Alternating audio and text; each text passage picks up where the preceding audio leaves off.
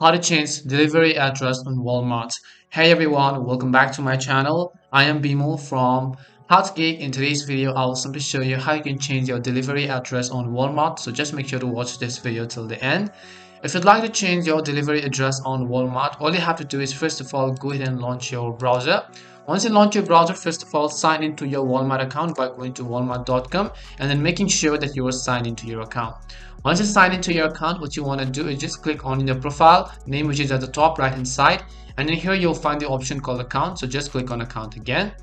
And once you go to account, you'll see this kind of interface over here, and on the left hand side you can find the option called manage account.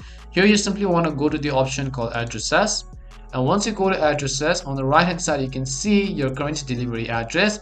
If you want to remove it, you can just remove it. If you would like to add a new one, you can just click on the add address button. But if you would like to simply edit it out, then you can just click on the edit button and then simply enter the new street address and everything else that you want to use. And after you've done that, you can also set this as your preferred delivery address and just click on the save button from the bottom in order to edit your delivery address.